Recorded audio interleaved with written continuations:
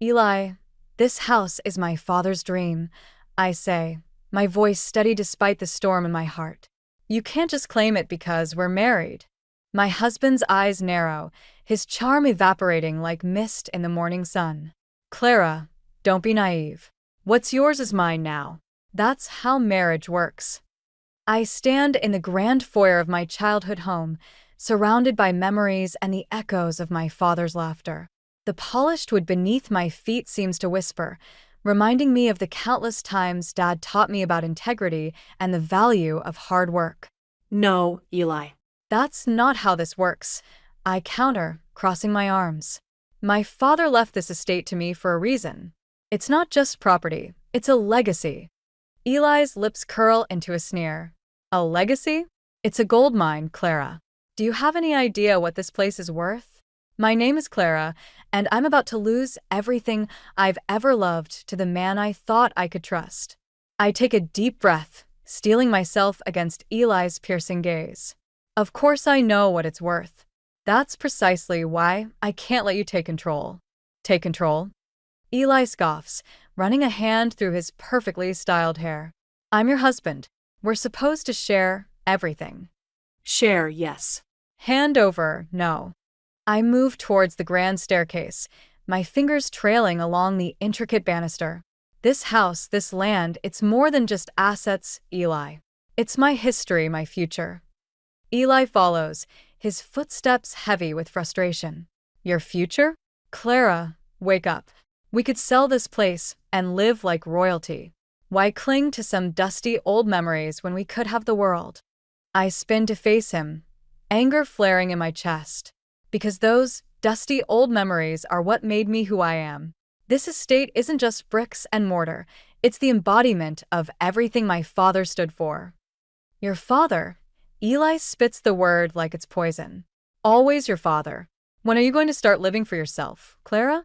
For us. I am living for myself, I retort.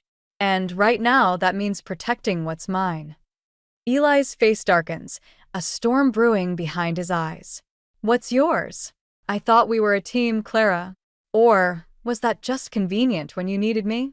His words sting, but I refuse to let it show. We are a team, Eli. But that doesn't mean I have to sacrifice everything I believe in. Believe in? He laughs, the sound harsh and mocking. What you believe in is holding us back. Think of the opportunities we're missing. I shake my head, disappointment washing over me.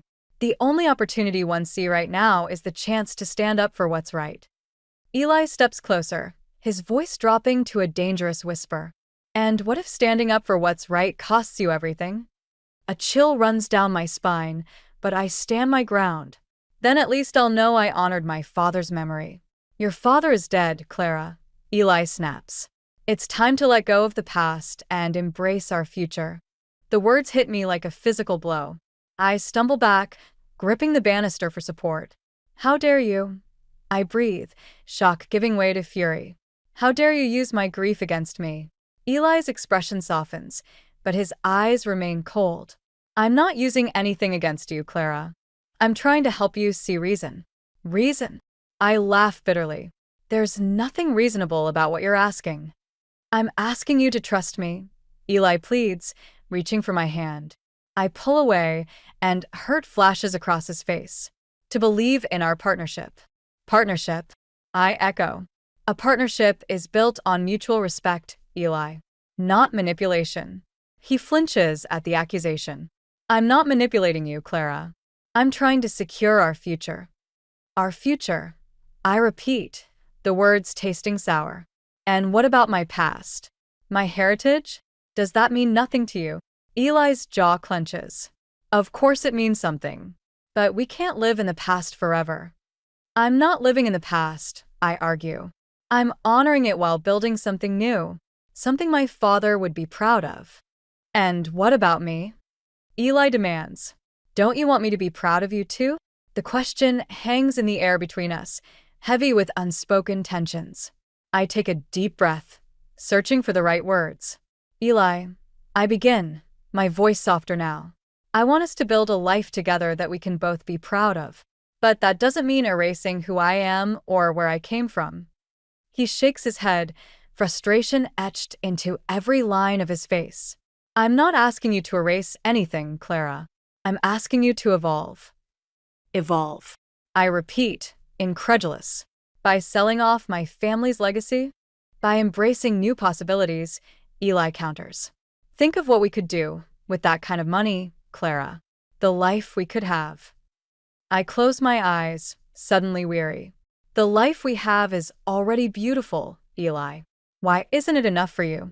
When I open my eyes again, I see something flicker across Eli's face, something that looks suspiciously like guilt. But it's gone in an instant, replaced by his usual charming smile. Of course it's enough, he says smoothly. I just want to give you the world, Clara. Is that so wrong? I study him, trying to reconcile the man I married with the stranger standing before me now. The world isn't what I want, Eli. I just want honesty, respect, and love. Eli's smile falters. You have all of that, Clara. Can't you see how much I love you? But as I look into his eyes, searching for the warmth I once knew, I realize with a sinking heart that I'm not sure I can see it anymore. And in that moment, I know that the battle for my father's legacy and my own future has only just begun. The doorbell chimes, its melodic tone a stark contrast to the tension lingering in the air. I take a deep breath, steeling myself for what's to come. Aunt Doris is here. Clara, darling. Doris exclaims as I open the door, her voice dripping with false sweetness. How lovely to see you. I force a smile. Hello, Aunt Doris. Please come in. Eli's mother sweeps past me, her perfume leaving a cloying trail. Her eyes dart around the foyer, assessing every detail with barely concealed greed. My, she murmurs, running a manicured finger along an antique side table. This place is even more magnificent than I remembered. You must be so proud to call a home. I am, I reply, my voice tight. It means everything to me. Doris turns, her smile not quite reaching her eyes. Of course it does, dear. Family legacies are so important. Speaking of which, where's my Eli? As if on cue, Eli appears at the top of the stairs. Mother, he greets, descending to embrace her. What a surprise. Oh, I was just in the neighborhood. Doris lies smoothly. I thought I'd pop in and see how you two lovebirds are settling into this grand estate. I catch Eli's eye, silently communicating my discomfort. He gives an almost imperceptible nod before guiding his mother to the living room. Can I get you something to drink, Aunt Doris? I offer, desperately seeking a moment alone. Tea would be lovely, dear. Thank you. In the kitchen, I lean against the counter, trying to calm my racing heart. The kettle whistles, startling me back to reality. As I prepare the tea tray, I can hear muffled voices from the living room. Curiosity gets the better of me, and I inch closer to the door. Can't believe she's being so stubborn, Doris is saying. Doesn't she understand what an opportunity this is for both of you? Eli's response is too low for me to make out, but Doris continues undeterred. You need to be more assertive, Eli. This house, this land, it's as much yours as it is hers now. You have every right to benefit from it. My hands shake as I set the cups on the tray. Benefit from it? Is that all they see when they look at my family's legacy? I compose myself and return to the living room, the tea tray a flimsy shield against Doris's scrutiny. Thank you, Clara, she says, accepting a cup. Now, tell me, have you and Eli discussed your plans for this place? It must be quite a burden to maintain. I settle into an armchair, my back straight. It's not a burden, Aunt Doris. It's a privilege. Doris tuts sympathetically. Of course, dear. But surely you must see the potential here. Why, with the right investments, you and Eli could turn this into quite the profitable venture. That's not what my father intended for this estate, I reply, my tone sharper than I intended. Doris's eyes narrow slightly. Your father, God rest his soul, couldn't have foreseen the opportunities available today. Times change, Clara. We must adapt. I feel Eli's gaze on me, waiting for my response. I take a sip of tea to buy time, the familiar taste grounding me. I appreciate your concern, Aunt Doris. I begin carefully. But this estate isn't just a financial asset. It's a part of our family history, a testament to my father's hard work and vision. I intend to honor that. Doris sets her cup down with a clatter. Honor? My dear, the greatest honor you could do your father is to build upon what he started. To let it stagnate out of some misplaced sense of duty is, well, it's selfish, really. The word hits me like a slap. Selfish. I repeat, incredulous. Mother, Eli interjects, his tone warning. But Doris is on a roll. Yes, selfish, she continues. You're not just denying yourself and Eli a chance at true prosperity. You're denying your entire family the benefits this estate could provide. Is that what your father would have wanted? I stand abruptly, my teeth sloshing dangerously. My father would have wanted his legacy respected, not exploited. And with all due respect, Aunt Doris, you didn't know him well enough to speculate on his wishes. The room falls silent, the tension palpable. Eli clears his throat, clearly uncomfortable. Perhaps we should change the subject, he suggests weakly. Doris's lips thin into a tight smile. Perhaps you're right, darling. I can see we've touched a nerve. I only hope, Clara, that you'll give some thought to what I've said. Family should come first, after all. I bite back a retort, knowing it would only escalate the situation. Instead, I excuse myself, citing a need to check on dinner preparations. In the kitchen, I grip the edge of the sink, my knuckles white. The nerve of that woman, coming into my home and presuming to know what's best for my family's legacy. And Eli, why didn't he defend me? As if summoned by my thoughts, Eli appears in the doorway.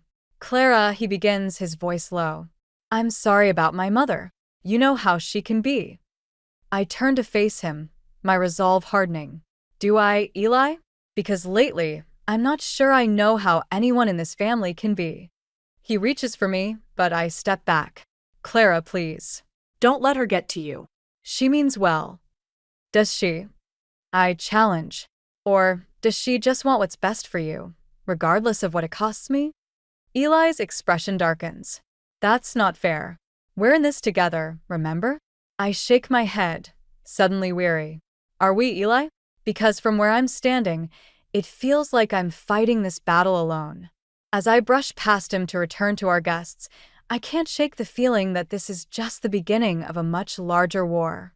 And I'm not sure I'm prepared for the casualties it might bring. The familiar chime of the cafe door brings a smile to my face as I spot Gwen waving from our usual corner booth. It's been weeks since we've caught up, and the sight of my oldest friend is like a balm to my frayed nerves. Clara, Gwen exclaims, pulling me into a warm hug. God, it's good to see you. You look tired. I laugh weakly as we slide into the booth. That obvious, huh?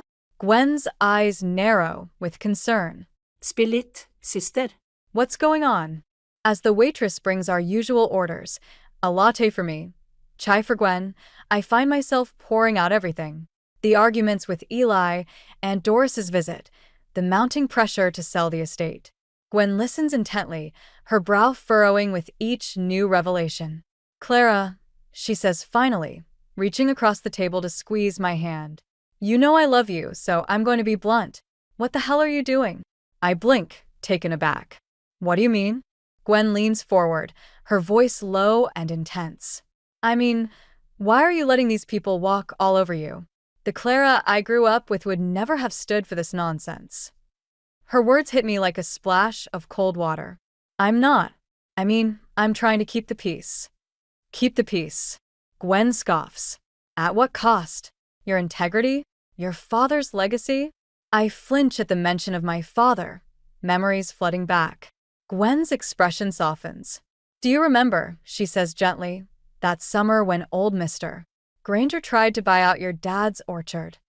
I nod, a ghost of a smile tugging at my lips. Dad was so angry. Said Granger could offer him the moon, but that land wasn't for sale at any price. Gwen grins. Exactly. And do you remember what he told us when we asked why? The memory washes over me, clear as day. I can almost hear my father's voice, strong and sure. He said, "Girls, there are some things in this world more valuable than money. Honor, integrity, the land beneath your feet." Never let anyone convince you to trade those for a quick buck. That's right, Gwen nods. And he didn't just talk the talk, Clara. He lived it. Every day. I feel tears prickling at the corners of my eyes. I know. God, I miss him so much. Gwen reaches out again, her grip firm and reassuring. He's still with you, Clara. In that house, in that land, and in everything he taught you. Don't let Eli or anyone else make you forget that. Her words ignite something in me, a spark of the old fire I'd almost forgotten. You're right, I say, straightening my shoulders. I've been so caught up in trying to keep everyone happy, I've lost sight of what really matters. That's my girl, Gwen grins. So, what are you going to do about it? I take a deep breath, feeling more centered than I have in weeks. First, I'm going to have a long, honest talk with Eli. No more tiptoeing around the issue. If he can't respect my decision about the estate, then, well, we'll have to figure out where we go from there. Gwen nods approvingly. And Aunt Doris? I can't help but chuckle. Oh, I think it's high time Aunt Doris and I had a little heart-to-heart as well. She needs to understand that her manipulation tactics won't work on me anymore. That's the Clara I know and love, Gwen beams. Just remember, you're not alone in this. I've got your back, always. As we finish our drinks and prepare to leave, I feel a weight lifting from my shoulders. The challenges ahead are still daunting, but with Gwen's support and the memory of my father's strength, I feel ready to face them head-on. Outside the cafe, Gwen pulls me into another hug. Promise me you'll call if you need anything, okay? Day or night. I nod, feeling a lump in my throat. I promise. Thank you, Gwen. I don't know what I'd do without you. As I watch her walk away, I'm struck by a memory of us as children, running through the orchard, laughing and carefree. We've come so far since then, faced so many challenges, but that core of friendship and shared values has never wavered.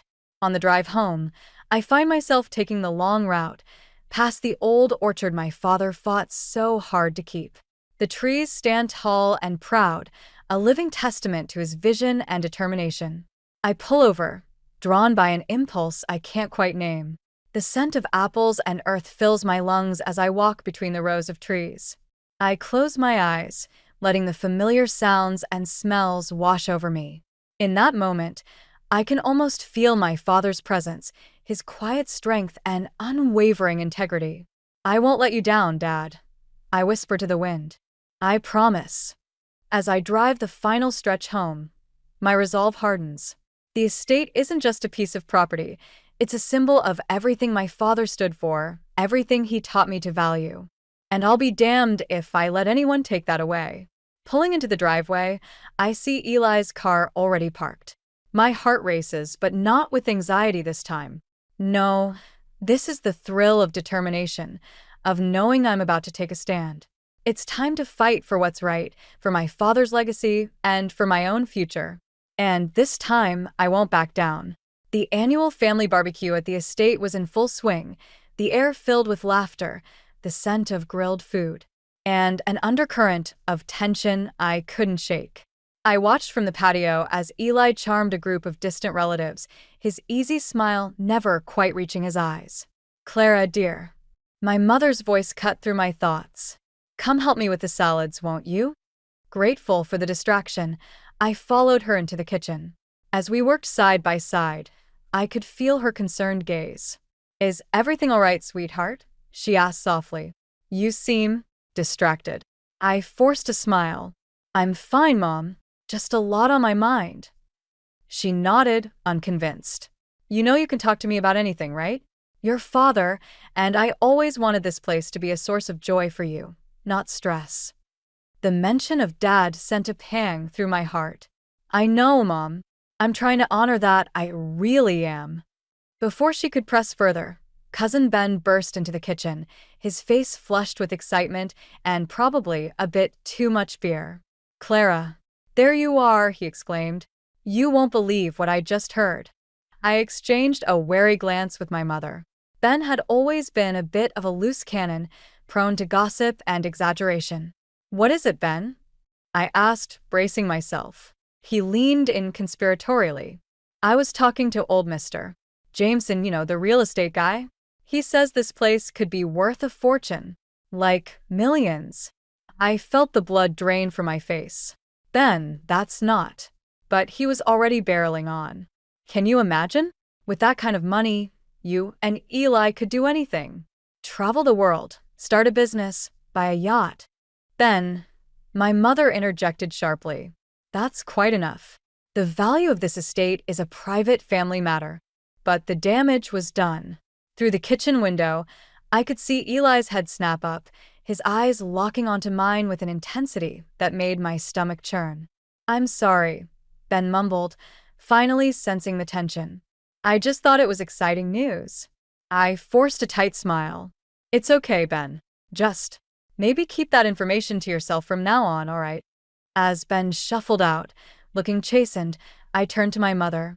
Mom, She held up a hand, her expression grave. Clara, listen to me. Your father and I always knew the potential value of this land. But we also knew its true worth couldn't be measured in dollars. Whatever you decide to do, remember that. I nodded, fighting back tears. I will, Mom. I promise.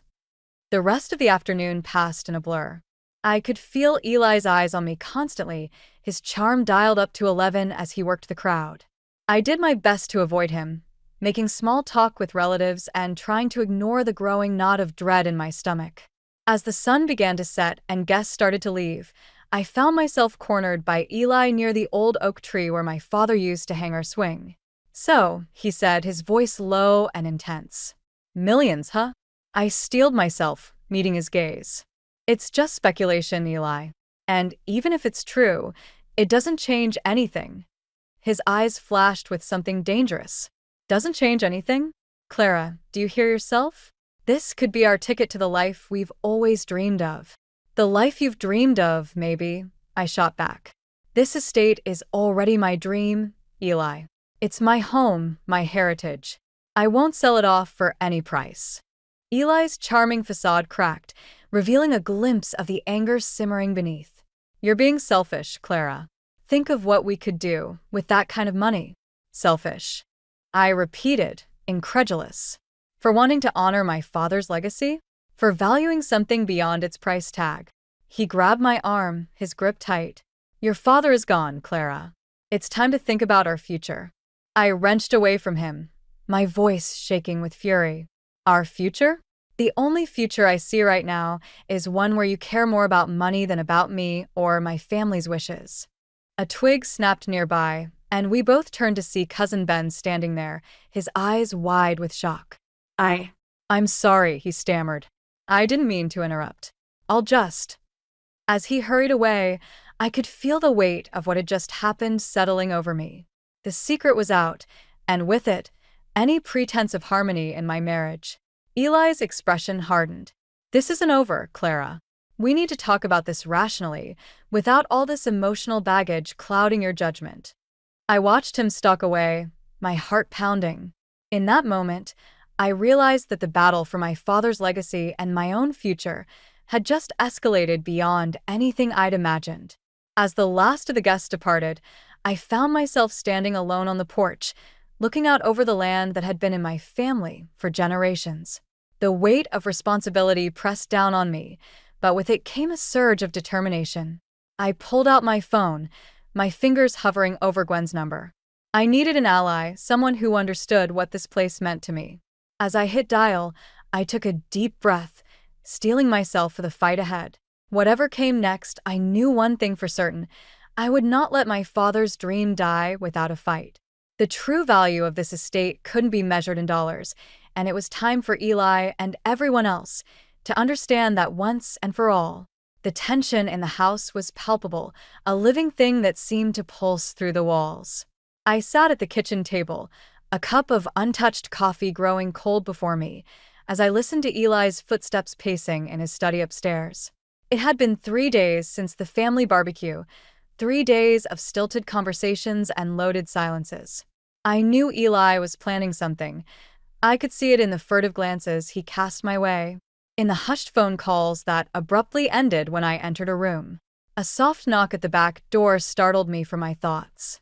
I opened it to find Gwen, her face etched with concern. "Hey," she said softly, pulling me into a hug. "I came as soon as I could. How are you holding up?" I let out a shaky breath. "Honestly, I feel like I'm living in a powder keg, just waiting for the spark." Gwen squeezed my hand. "You're stronger than you know, Clara. Remember that." As we settled at the kitchen table, I filled her in on the events since our last meeting. Gwen listened intently, her brow furrowing deeper with each revelation. "Clara," she said finally, her voice low and urgent.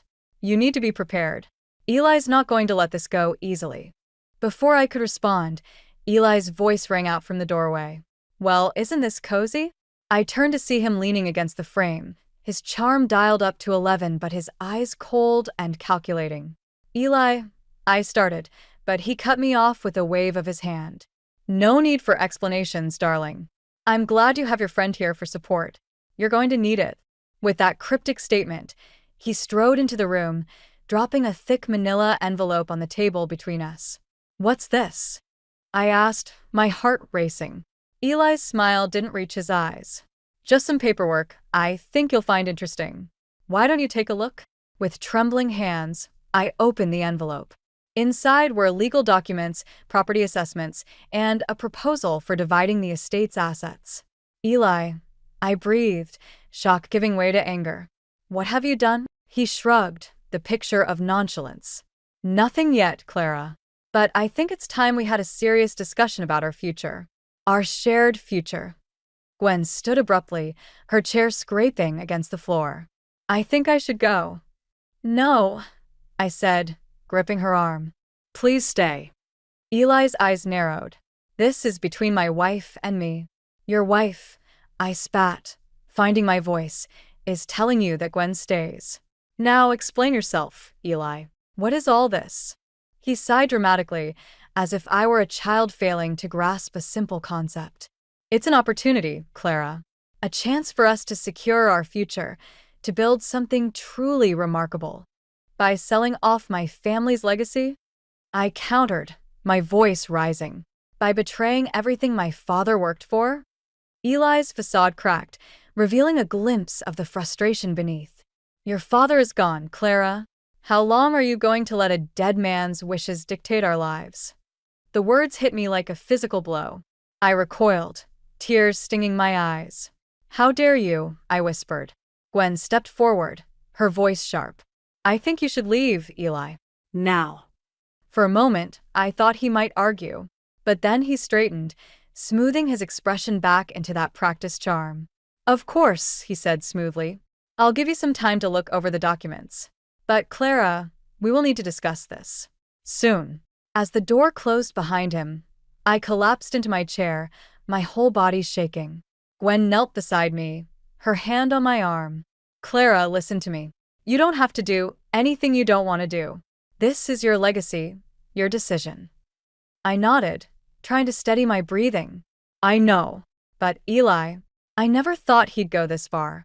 "People show their true colors when money's involved," Gwen said grimly. "The question is, what are you going to do about it?" I looked down at the papers scattered across the table, each one a potential nail in the coffin of my father's dream. Then my eyes fell on a framed photo on the wall, my father and me, standing proud in front of the estate on the day he officially made me its heir. Something inside me hardened, a resolve I didn't know I possessed rising to the surface. "I'm going to fight," I said, my voice stronger than I felt. "For my father's legacy, for this land, and for myself." Gwen squeezed my hand, a fierce pride in her eyes. "That's my girl. And you won't be fighting alone."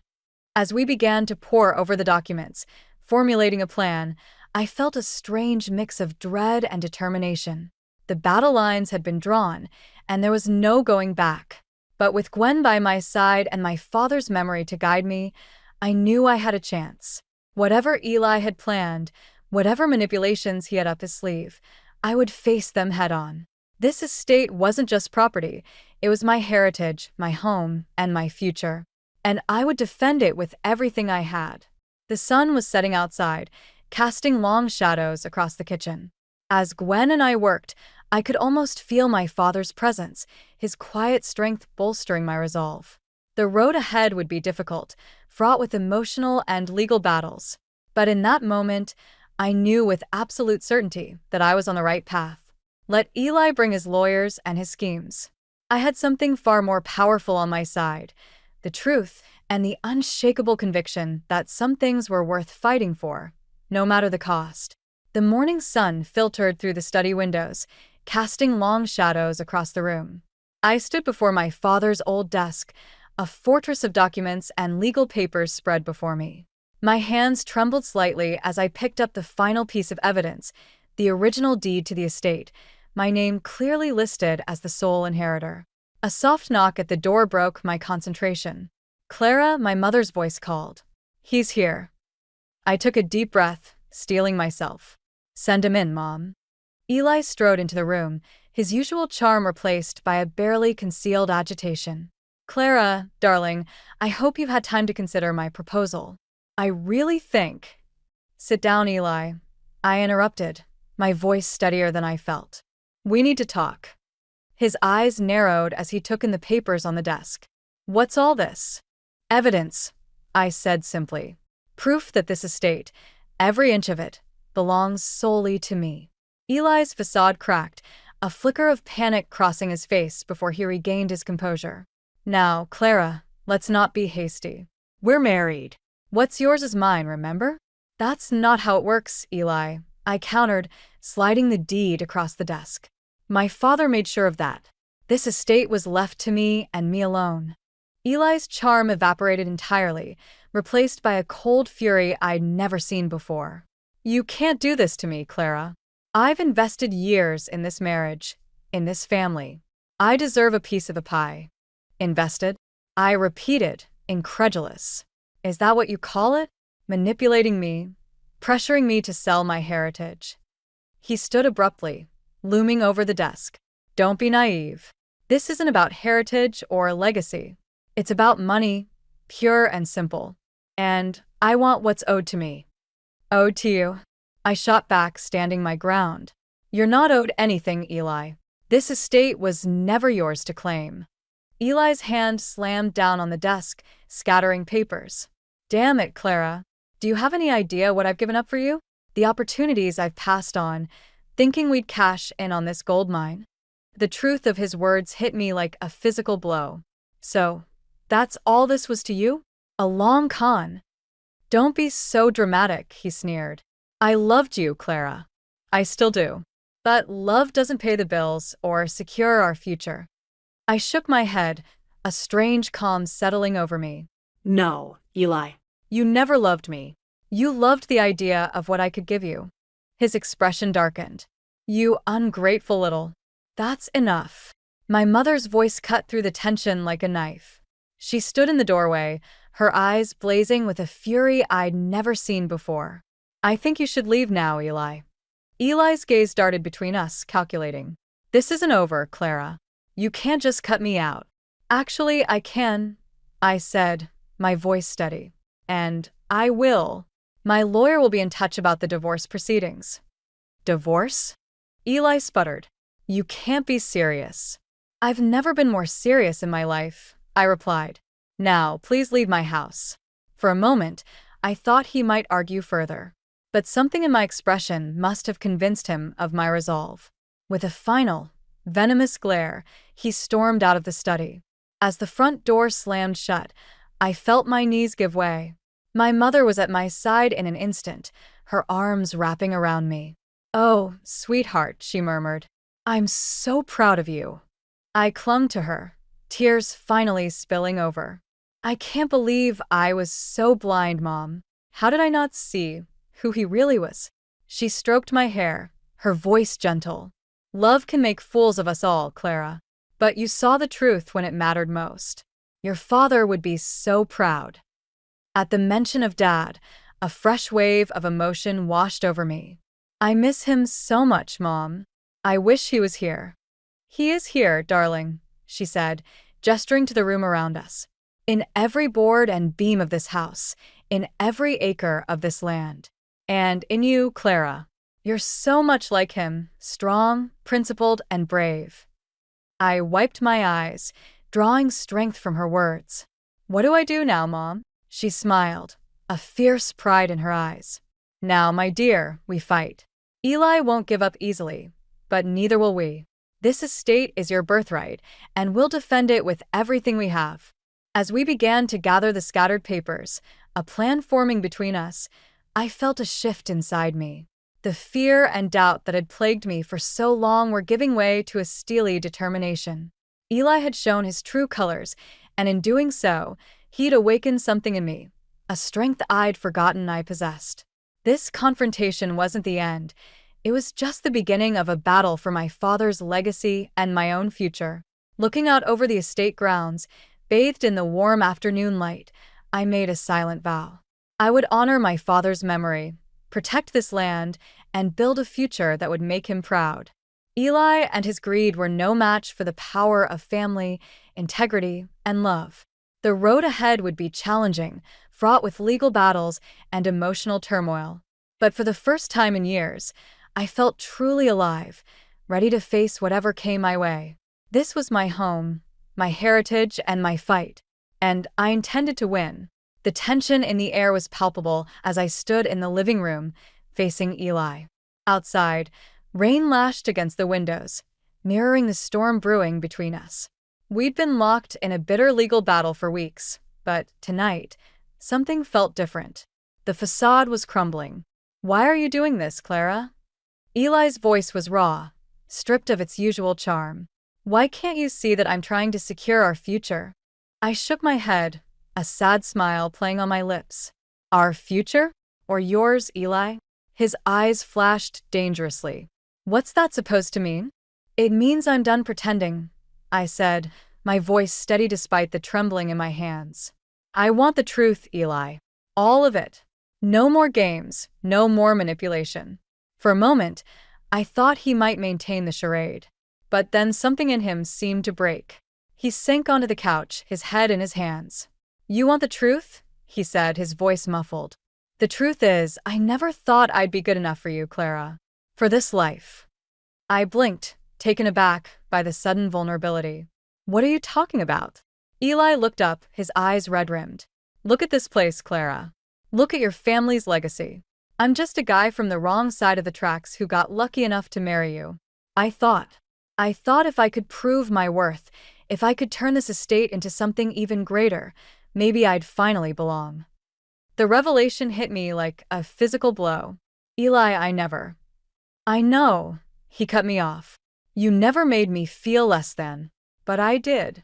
Every day, surrounded by all this history, all this wealth, I felt like an imposter. And then I started to resent it. Resent you. I sank into the armchair across from him, my mind reeling. So all of this, the pressure to sell, the legal battle, it was all because you felt inadequate? Eli laughed bitterly. Pathetic, isn't it? I convinced myself that if I could turn this place into a gold mine, I'd finally be worthy of you, of your family's name. Oh, Eli, I sighed, a mix of emotions swirling inside me. Why didn't you just talk to me? He shrugged, looking utterly defeated. Pride, I guess. And fear. It was easier to focus on the money, on the potential, than to admit how insecure I really was. As the truth of Eli's motivations unraveled before me, I felt a strange mix of anger and pity. Do you realize what you've done? The trust you've broken?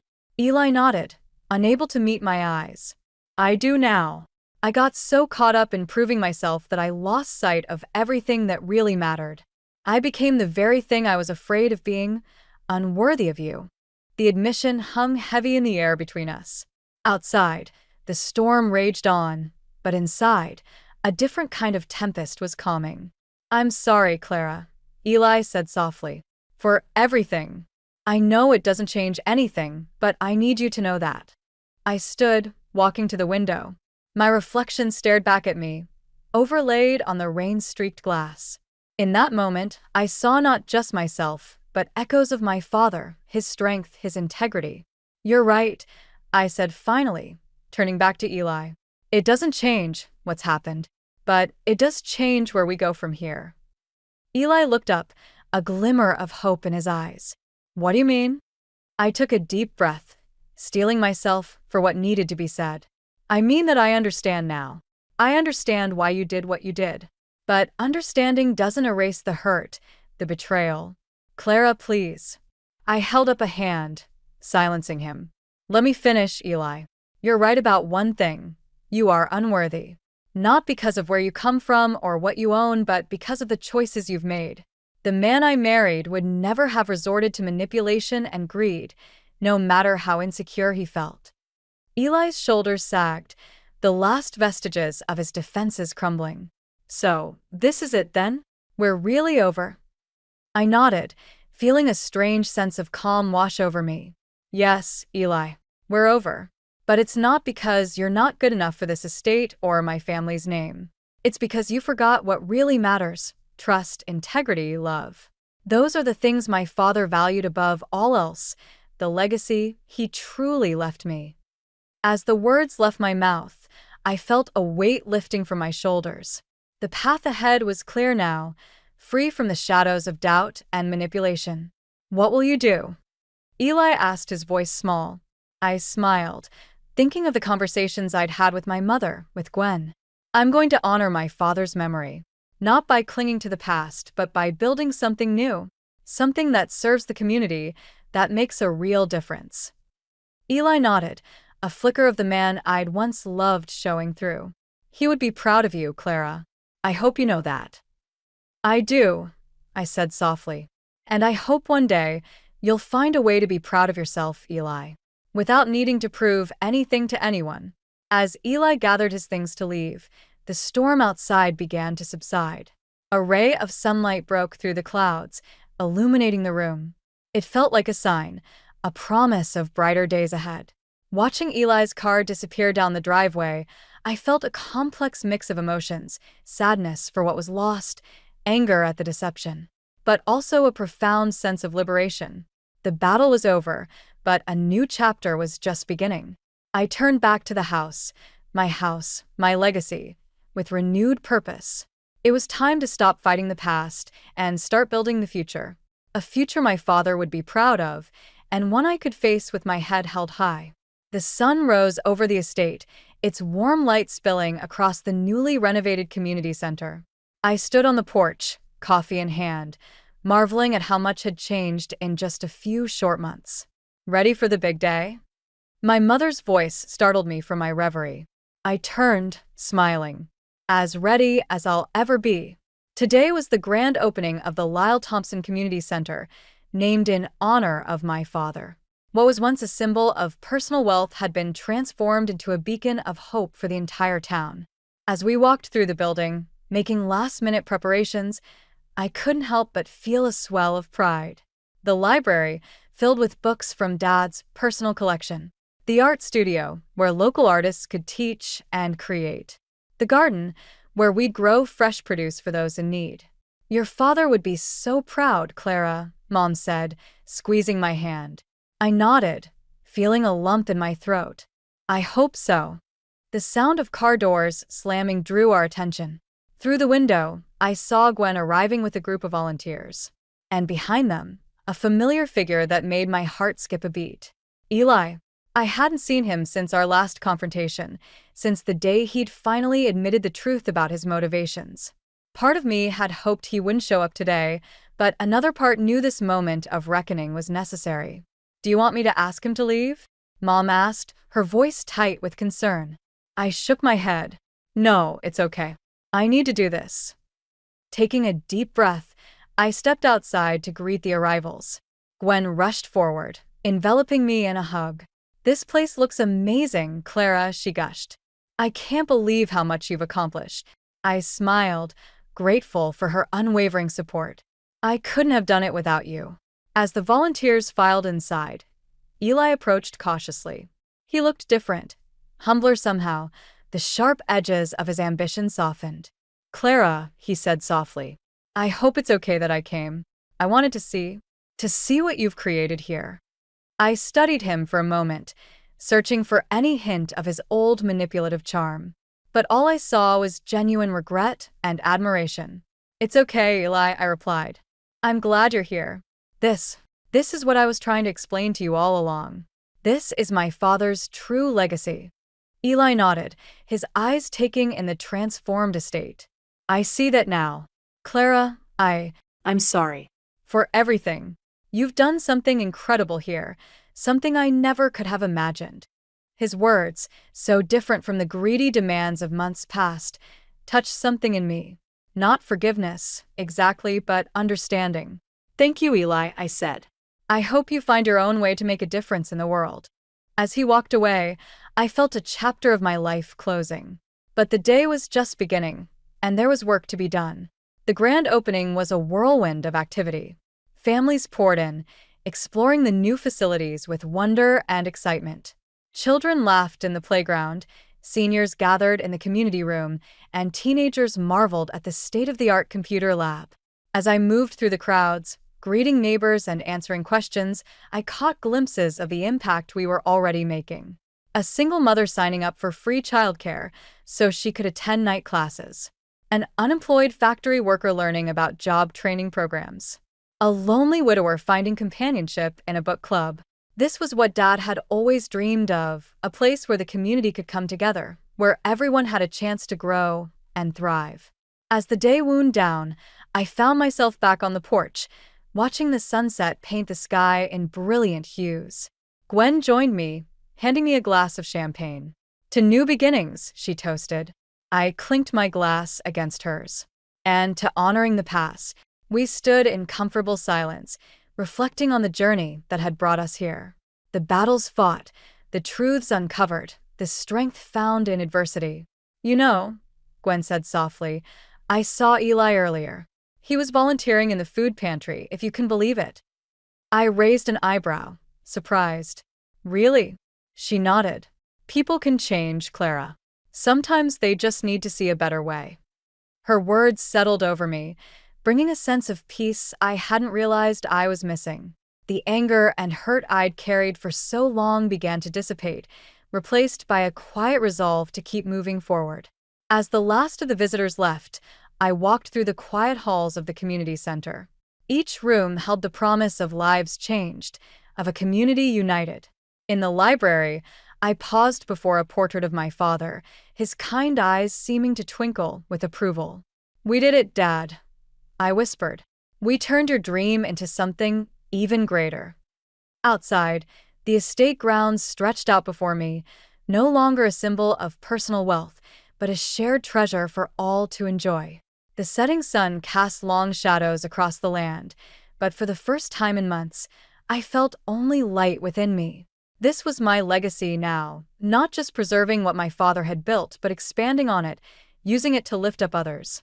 The journey had been difficult, filled with betrayal and heartache, but it had led me here, to this moment of clarity and purpose. As I locked up the community center for the night, I felt a profound sense of gratitude. For my father's wisdom, my mother's support, Gwen's friendship, and even for the challenges that had shaped me. The estate stood silent in the gathering twilight, no longer a battleground, but a sanctuary. And as I walked towards home, I knew that whatever challenges the future might bring, I was ready to face them, stronger, wiser, and more determined than ever to honor the true value of my inheritance. "To the empire we'll build," Grant declares, his voice booming through the microphone. The crystal champagne flute trembles in my hand as I force a smile. Across the room, Vivian's calculating gaze sends a chill down my spine. "My name is Lena, and tonight marks the beginning of my husband's reign as president of Whitmore Industries. It should be a moment of triumph, but all I feel is dread." The ballroom of the Whitmore mansion glitters with wealth and ambition. Executives in tailored suits mingle with socialites dripping in diamonds. I stand beside Grant, playing the part of the supportive wife, but I've never felt more alone. Speech. "Speech," someone calls out. Grant grins, basking in the attention. "Friends, family, esteemed colleagues," he begins, "this is just the start. With your support, we'll take Whitmore Industries to heights my father never dreamed possible." Polite applause ripples through the crowd. I catch Clark's eye across the room. His smile doesn't quite reach his eyes. And of course, Grant continues, wrapping an arm around my waist, I couldn't do it without my beautiful wife, Lena. The spotlight shifts to me. I plaster on my best smile, acutely aware of Vivian's disapproving frown. Thank you all for coming, I say, my voice steadier than I feel. We're so grateful for your support. As the party resumes, Grant is quickly swept away by a group of investors. I find myself drifting towards the bar, desperate for a moment of peace. Quite the spectacle, isn't it? Clark appears beside me, his voice low. I nod, grateful for his presence. It's overwhelming. How are you holding up, Lena? He asks, genuine concern in his eyes. Before I can answer, Vivian materializes, her perfectly coiffed hair gleaming under the chandeliers. There you are, she says, her tone sharp. Grant's looking for you. The Hendersons want a photo. I suppress a sigh and follow her across the room. As we walk, Vivian leans in close. Remember your place, Lena, she hisses. This is Grant's moment. Don't embarrass us. The words sting, but I've learned to hide my reactions. I paste on another smile as we approach Grant and the Hendersons. There's my girl, Grant says, pulling me close. His breath smells of expensive scotch. Mr. Henderson was just telling me about an exciting new opportunity in Singapore. I nod politely, my mind racing. Singapore? We'd never discussed moving overseas. As the night wears on, I find myself retreating to a quiet corner. The constant smiling, the vapid small talk, it's all becoming too much. You look like you could use this, a familiar voice says. Maya appears, offering me a glass of water. My savior. I murmur gratefully. Maya's eyes narrow as she surveys the room. How are you really doing, Lena? And don't give me that I'm fine bullshit. I hesitate, torn between loyalty and honesty.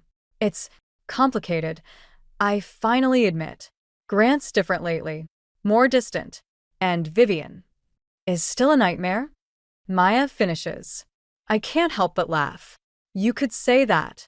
Our conversation is cut short as Grant's voice booms through the speakers once more. If I could have everyone's attention, please. The crowd quiets, all eyes turning towards the makeshift stage. Grant stands there, looking every inch the powerful CEO in his tailored suit. I want to thank you all again for being here tonight, he says. But there's one more announcement I'd like to make. My stomach twists. This isn't part of the plan we discussed.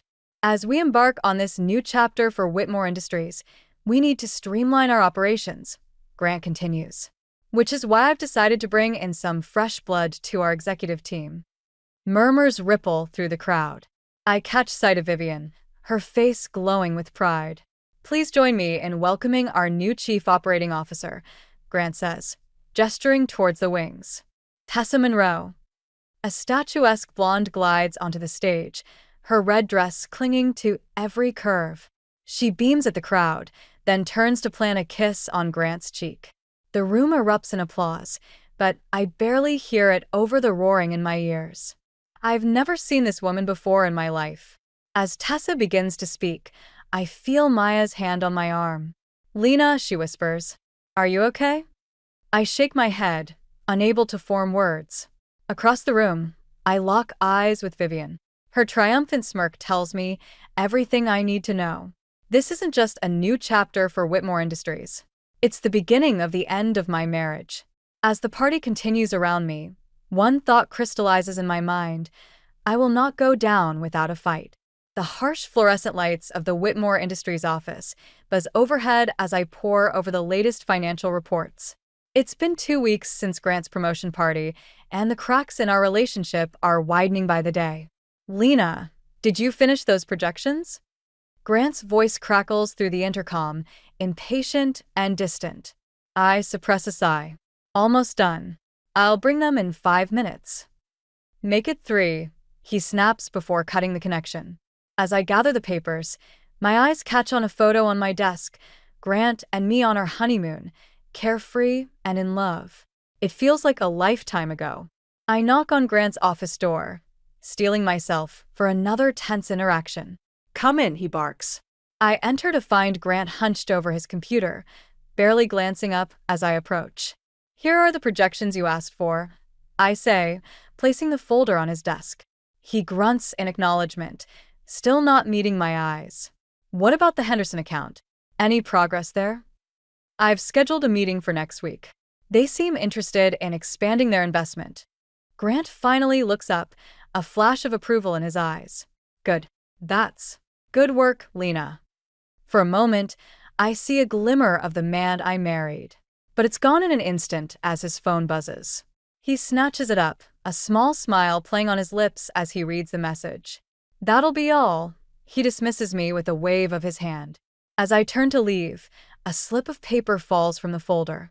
I bend to pick it up, freezing as I realize what it is.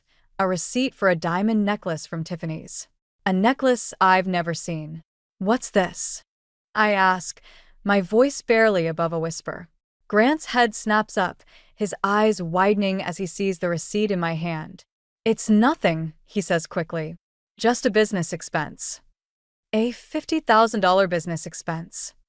I counter, my heart pounding. He stands abruptly, snatching the paper from my grasp. "I said it's nothing, Lena. Don't you have work to do?" I leave his office in a daze, my mind racing. As I settle back at my desk, my phone lights up with a text from Maya. "Lunch today? We need to talk." An hour later, I'm sitting across from Maya at our favorite cafe, picking at a salad I can't bring myself to eat. "Spill," Maya demands, her eyes filled with concern. "What's going on with you and Grant?" I hesitate, then the words tumble out in a rush. I tell her about Grant's distant behavior, the suspicious receipt, the growing pit in my stomach. Maya listens intently, her frown deepening. "Lena," she says gently, "I hate to say this, but there are rumors."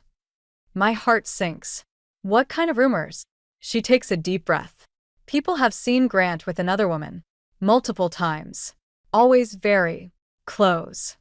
The world seems to tilt on its axis. I knew things weren't right, but hearing it confirmed is like a punch to the gut. "Who?" I managed to choke out. Maya shakes her head. "I don't know her name, but she's apparently new to the company. Tall, blonde, always dressed to the nines. Tessa Monroe." The pieces start to fall into place, and I feel sick. "What are you going to do?" Maya asks, reaching across the table to squeeze my hand. I straighten my shoulders, a spark of determination igniting within me. "I'm going to find out the truth. And then, I don't know." As I return to the office, I notice hushed conversations stopping abruptly as I pass. Sympathetic glances follow me down the hallway. I've become the object of pity, and the realization burns. I throw myself into work, determined to prove my worth beyond being Grant's wife. Hours fly by as I meticulously comb through accounts, finding discrepancies and inefficiencies that have been overlooked. It's past 9 when I finally look up from my computer. The office is deserted, save for a light still burning in Grant's office. Taking a deep breath, I gather my courage and knock on his door. No answer. I push it open slowly, ready to leave the files on his desk. But the sight that greets me stops me cold. Grant is there, but he's not alone. Tessa Monroe is perched on his desk, her legs crossed provocatively as she leans in close to him. They spring apart as the door creaks, guilt written across their faces. "Lena," Grant exclaims, his voice strained. "What are you still doing here?" I stand frozen in the doorway, my eyes darting between them. The diamond necklace glitters at Tessa's throat, mocking me. I say slowly, my voice steadier than I feel, that I'm finally seeing things clearly. Without another word, I turn and walk away, leaving Grant's protests echoing behind me. As I step into the cool night air, a strange calm settles over me. The facade has cracked wide open, and there's no going back. It's time to decide what kind of life I want to build from the rubble. I fumble with my keys, exhaustion weighing heavily on my shoulders as I finally unlock the front door. The house is eerily quiet, a stark contrast to the chaos swirling in my mind. I've spent the last few hours driving aimlessly, trying to process what I saw in Grant's office. "Grant." I call out, my voice echoing through the empty foyer. No response. As I step into the living room, I freeze. A statuesque blonde is lounging on my couch, swirling a glass of red wine. My favorite vintage. Well, she drawls, her lips curving into a predatory smile. The little wife finally comes home. My heart pounds as recognition dawns.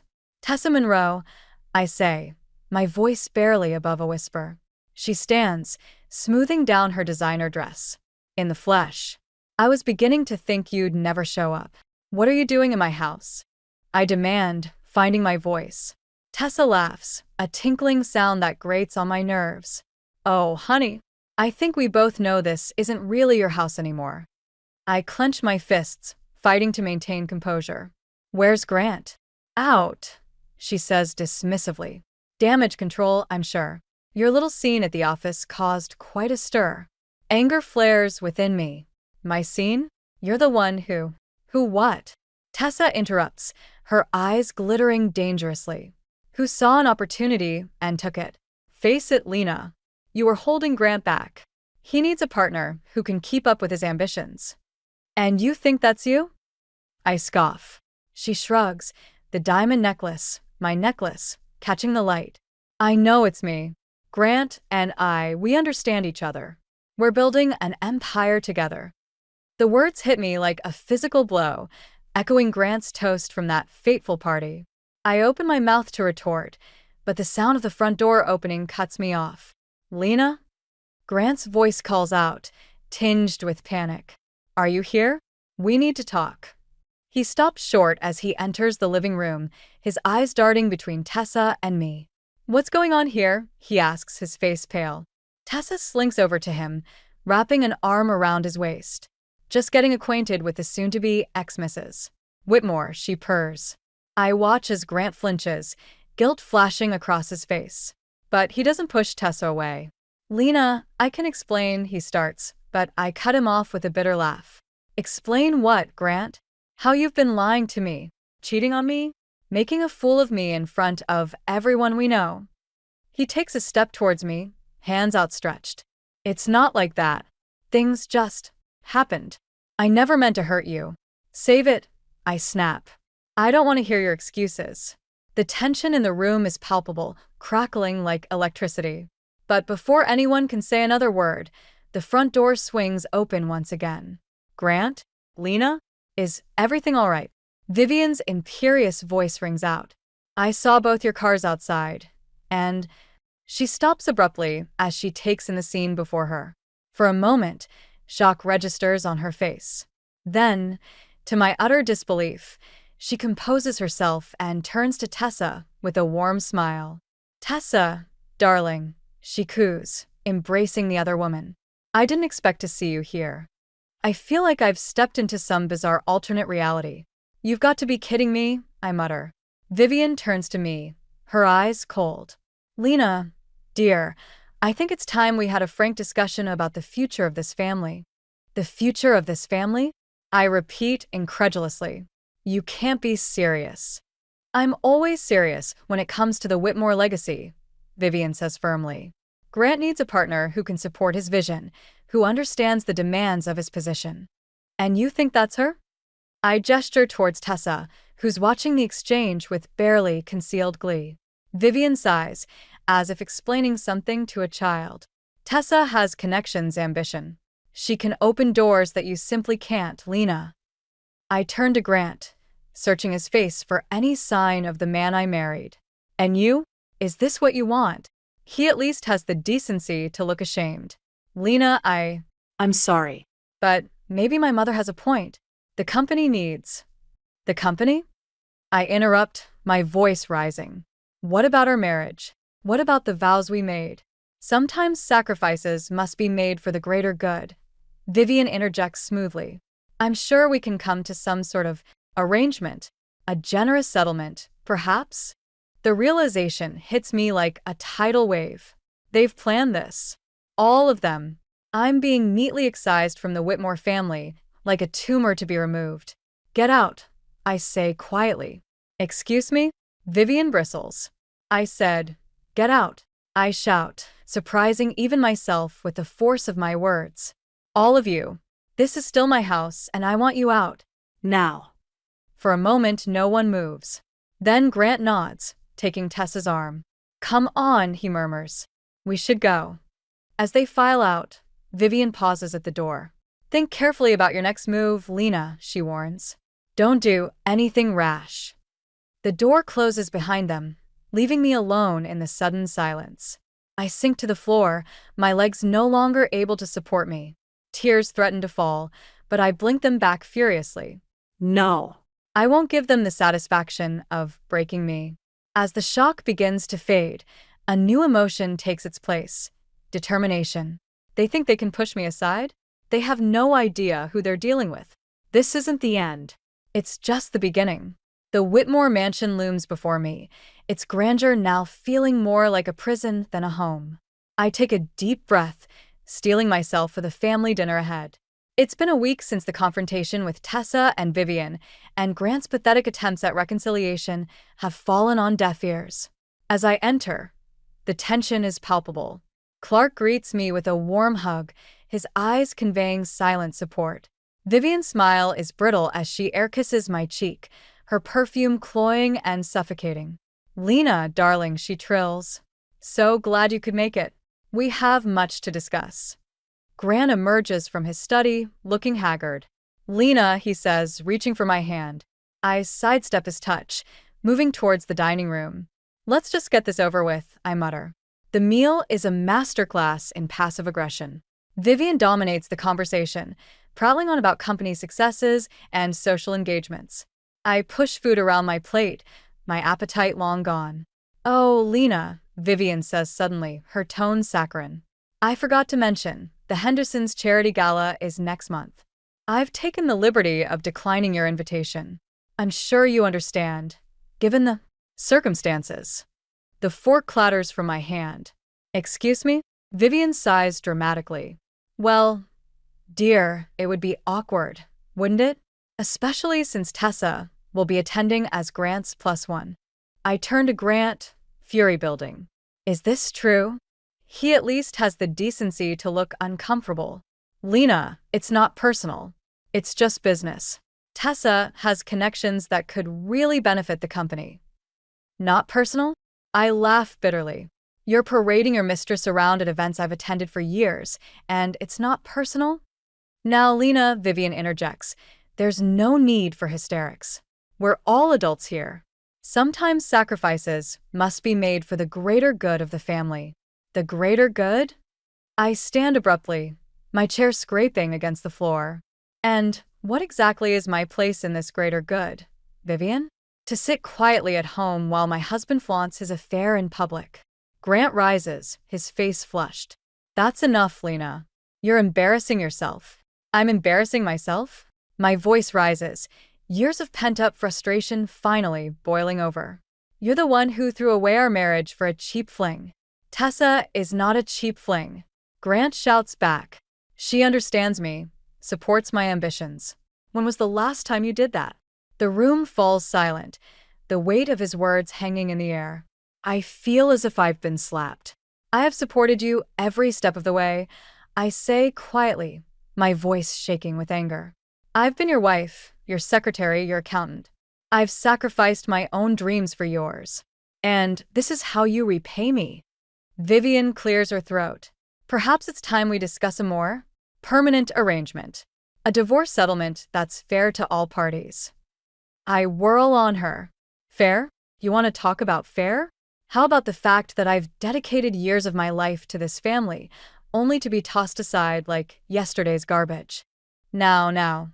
Clark speaks up for the first time, his voice calm but firm. "Let's all take a breath here." But I'm beyond taking breaths. Years of suppressed emotions come pouring out. "You've never accepted me, have you, Vivian? I've never been good enough for your precious son, or your precious company. Well, guess what? I don't need your acceptance anymore. I don't need any of this." I storm out of the dining room, my heart pounding. As I reach for my coat, I hear footsteps behind me. "Lena, wait." It's Clark, his eyes filled with concern. "Don't leave like this." I pause, my hand on the doorknob. "I can't stay here, Clark. I can't keep pretending everything's okay when it's so clearly not." He nods, understanding in his gaze. I know. But before you go, I want you to know something. You deserve better than this. You deserve to be happy. His words hit me like a punch to the gut. For the first time in years, someone in this family is seeing me, really seeing me. Thank you, I whisper, fighting back tears. As I drive away from the Whitmore mansion, a strange sense of calm washes over me. The confrontation, as painful as it was, has brought clarity. I can't change Grant or Vivian, but I can change my own path. My phone buzzes with a text from Maya. How'd it go? Need me to hide a body? I laugh despite myself, feeling lighter than I have in months. I may have lost my place in the Whitmore family, but I haven't lost myself. It's time to start building a life on my own terms. As I pull into my driveway, a plan begins to form. The Whitmore name may open doors, but I'm ready to kick them down myself. They think they can push me aside? They have no idea what I'm capable of. The game has changed, and I'm done playing by their rules. The morning sun streams through the curtains as I zip up the last of my suitcases. My hands tremble slightly, but my resolve is firm. After last night's disastrous family dinner, I know there's no going back. A soft knock at the door makes me jump. Lena? Grant's voice is hesitant. Can we talk? I take a deep breath, steeling myself. There's nothing left to say, Grant. He enters anyway, his eyes widening at the sight of my packed bags. What are you doing? What does it look like? I snap, hefting a duffel bag onto my shoulder. I'm leaving. Grant's face pales. Leaving? But where will you go? That's not your concern anymore. I brush past him, dragging my suitcase towards the stairs. He follows, his voice tinged with panic. Lena, please. We can work this out. I'll end things with Tessa, I promise. I whirl around, anger flaring. It's too late for that. You've made your choice, Grant. Now I'm making mine. As I reach for the front door, it swings open. Vivian stands there, her face a mask of disapproval. Going somewhere, dear? I straighten my spine, meeting her gaze. As a matter of fact, I am. Goodbye, Vivian. She blocks my path, her voice low and threatening. Think carefully about what you're doing, Lena. You walk out that door, you lose everything. No, I say, surprising myself with the strength in my voice. I'm not losing anything. I'm gaining my freedom. With that, I push past her and step into the sunlight. The weight of years of suppressed emotions lifts from my shoulders as I load my car.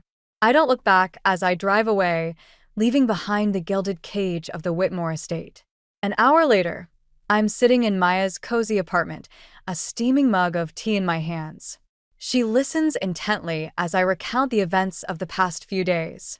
I'm proud of you, Lena, she says, squeezing my hand. It takes guts to walk away from all that. I nod, fighting back tears. I don't know what to do now. Who am I without the Whitmore name? Maya's eyes light up. You're Lena, the smartest, most capable woman I know. And now you have the chance to prove it to yourself. Her words spark something inside me. For the first time in years, I feel a glimmer of excitement about the future. You're right, I say, sitting up straighter. I've spent so long living Grant's dreams. It's time to focus on my own. Over the next few days, Maya's apartment becomes a war room of sorts. We brainstorm ideas, poring over job listings and business plans. My background in accounting is solid, but it doesn't ignite the passion I'm looking for. It's not until we're planning Maya's sister's baby shower that inspiration strikes.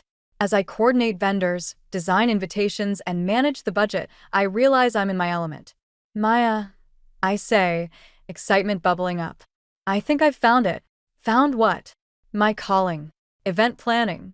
It combines everything I'm good at: organization, finance, creativity.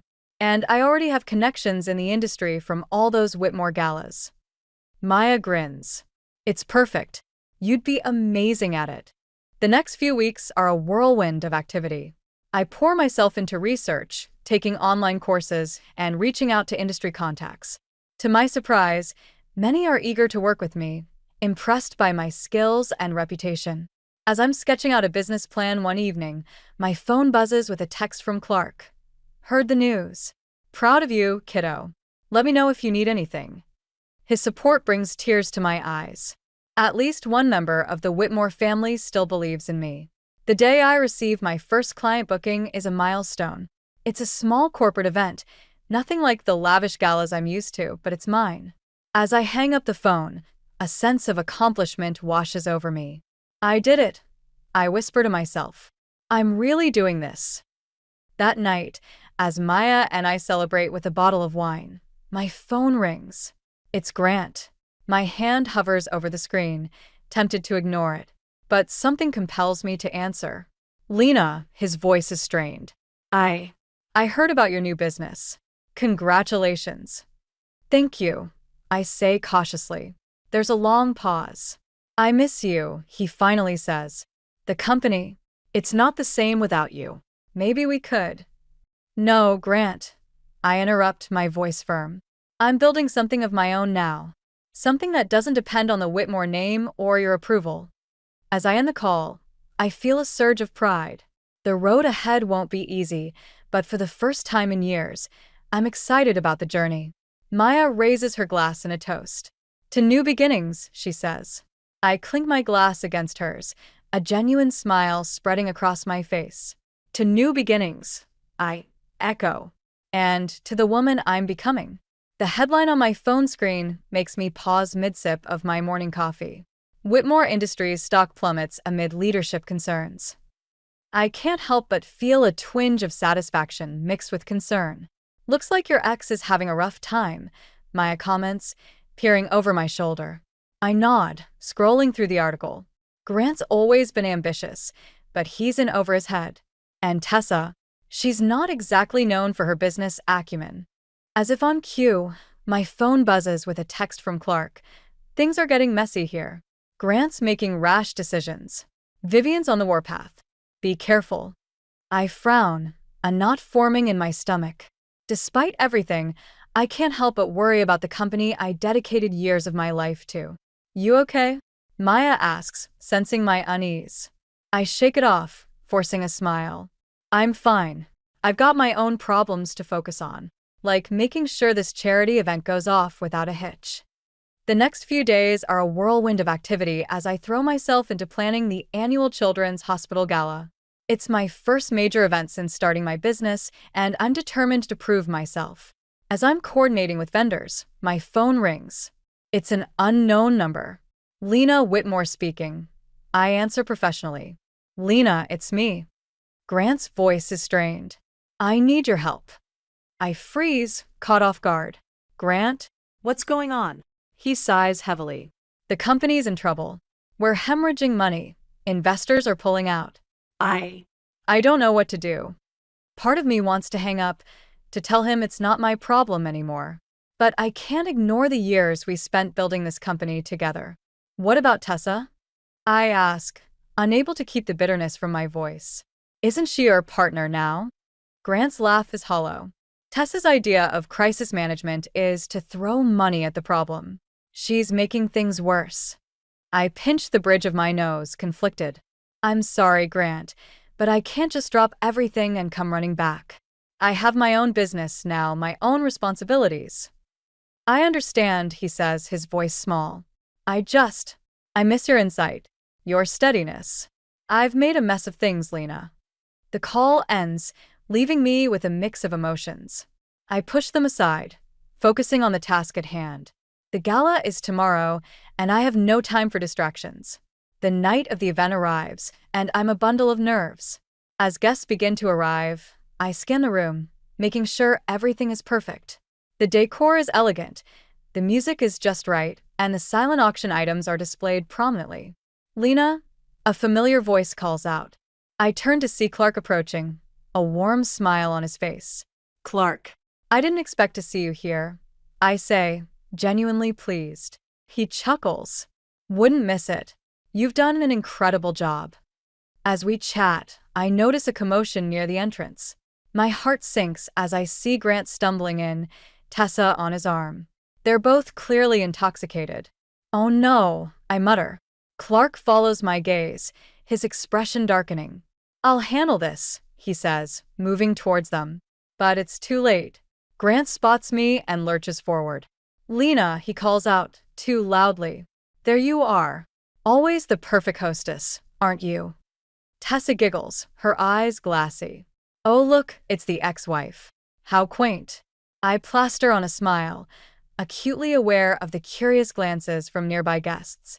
Grant, Tessa, I'm afraid I'll have to ask you to leave. This is a private event.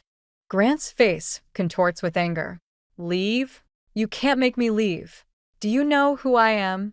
A drunk fool making a scene at a charity event. Clark interjects, appearing at my side. Come on, son. Let's go home.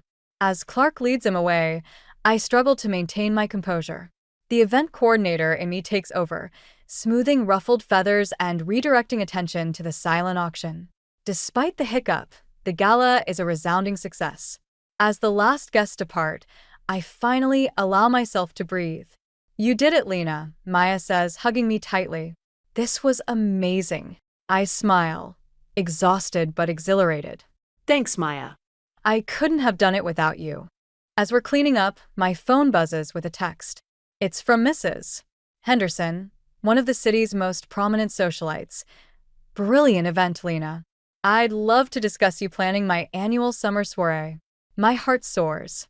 This is the opportunity I've been waiting for. Just then, Clark reappears, looking weary. Lena, we need to talk, he says gravely. Things at Whitmore Industries are worse than you know, and I think you might be the only one who can help. I stare at him, torn between my newfound success and the pull of my past. As the weight of his words sinks in, I realize that the real challenge is just beginning. The question is, am I ready to face it? The Whitmore Industries building looms before me, a glass and steel monolith that once felt like a second home. Now, it's a reminder of everything I've lost and everything I've gained. I take a deep breath, squaring my shoulders as I push through the revolving doors. Clark's words echo in my mind. Things are worse than you know, Lena. We need your help. The elevator ride to the executive floor is tense. As the doors slide open, I'm met with chaos. Employees hurry about, their faces etched with worry. The usual hum of productivity has been replaced by a nervous energy. Lena? A familiar voice catches me off guard. I turn to see Grant, his appearance a far cry from the polished executive I remember. His suit is rumpled, dark circles under his eyes betraying his exhaustion. What are you doing here? He asks, a mix of hope and wariness in his voice. Clark called me. I reply, keeping my tone neutral. He said you needed help. Before Grant can respond, a shrill voice cuts through the air. What is she doing here? Vivian storms towards us, her face a mask of fury. Haven't you done enough damage? I stand my ground, meeting her glare. I'm here because your son and your husband asked for my help, Vivian. Whether you like it or not, I know this company better than anyone. Vivian's eyes narrow, but before she can retort, Clark appears. Thank God you're here, Lena, he says, relief evident in his voice. We need to talk. All of us. The boardroom is eerily quiet as Clark lays out the dire situation. Mismanagement, poor investments, and a series of PR disasters have left Whitmore Industries on the brink of collapse. And where's Tessa in all this? I can't help but ask, noticing her absence. Grant winces. She left. took a hefty severance package with her. I bite back a bitter laugh. Of course she did. As the meeting progresses, I find myself slipping back into my old role, identifying problems and proposing solutions. It's clear that my intimate knowledge of the company's workings is desperately needed. Hours pass in a blur of spreadsheets and strategy sessions. As night falls, we finally take a break. I step out onto the balcony, needing a moment to clear my head. You're a lifesaver, you know that? Grant's voice startles me. He joins me at the railing, his presence both familiar and foreign. I turn to face him, really looking at him for the first time in months. The arrogance that had consumed him is gone, replaced by a haunted look. Why did you do it, Grant? I ask, the question that's been burning inside me finally spilling out. Was I not enough? He flinches, unable to meet my gaze. I was a fool, Lena. Drunk on power and my own ego. I thought I needed someone who could keep up with my ambitions, but all I did was destroy the best thing in my life. His words hang in the air between us. Part of me wants to comfort him, to fall back into the familiar pattern of our relationship. But I've come too far to go back now. I'm not here for you, Grant. I say firmly. I'm here for the company, for the employees who depend on it. And I'm here for myself, to prove that I'm more than just your wife. He nods, a mix of sadness and understanding in his eyes. I know. And I'm grateful, even if I don't deserve your help. We're interrupted by Vivian, who bursts onto the balcony.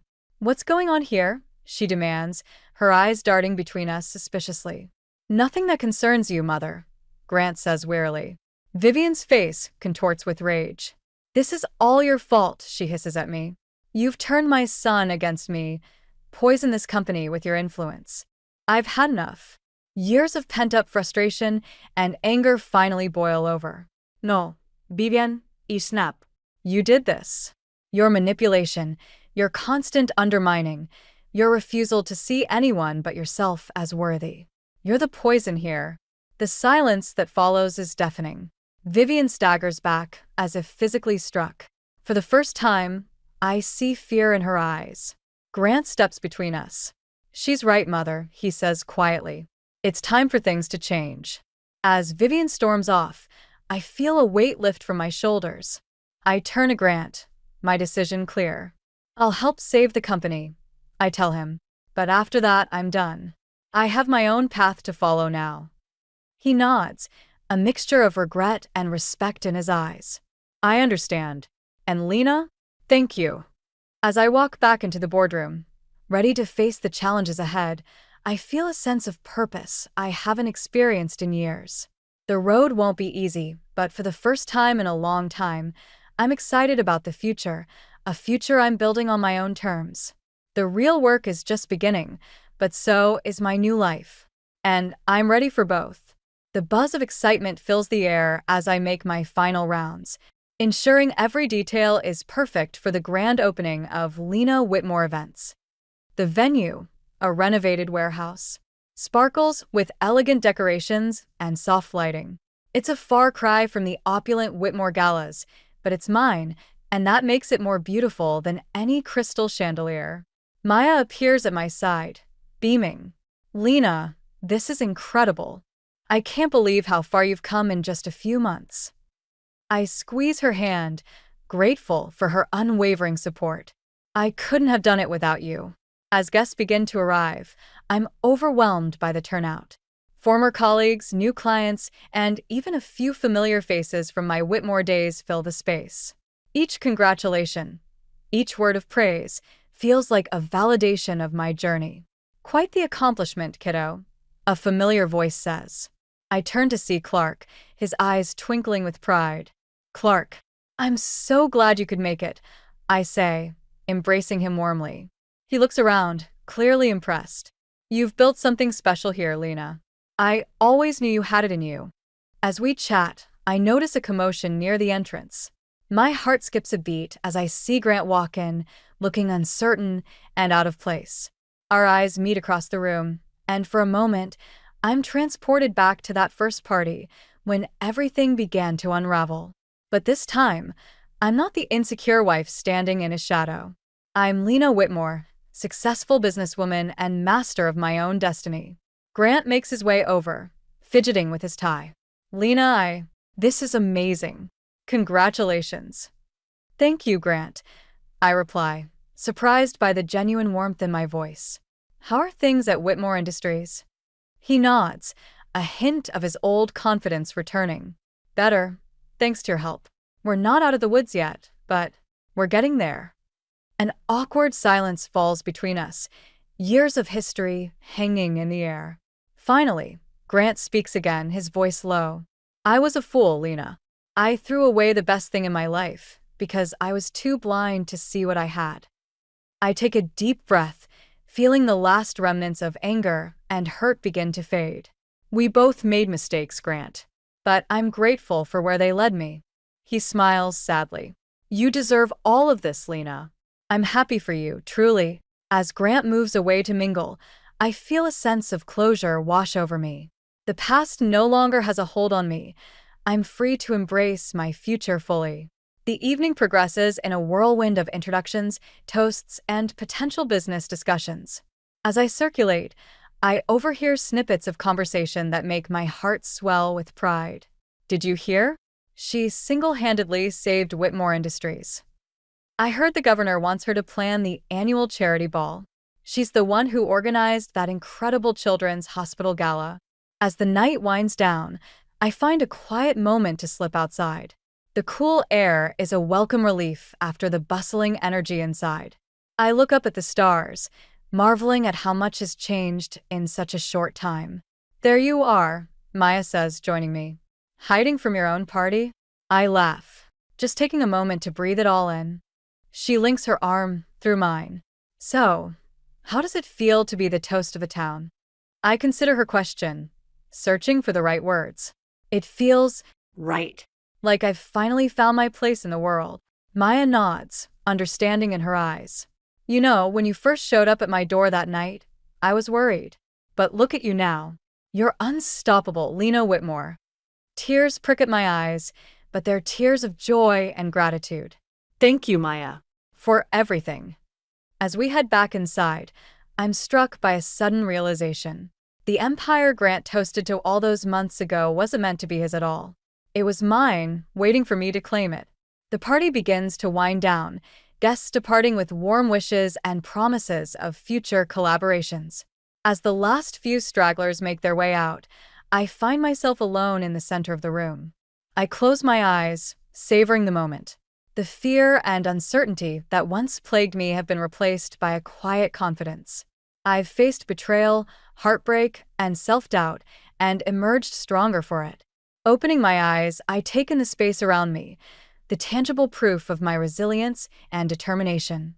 This is more than just a business. It's a testament to the power of reinvention, of finding strength in adversity. As I gather my things, ready to close this chapter and open the next, I smile to myself. The journey has been difficult, but the destination has been worth every step. I switch off the lights, casting one last glance over my shoulder at the empty venue. Tomorrow, the real work begins. But tonight, I'll celebrate how far I've come and dream of how much further I can go.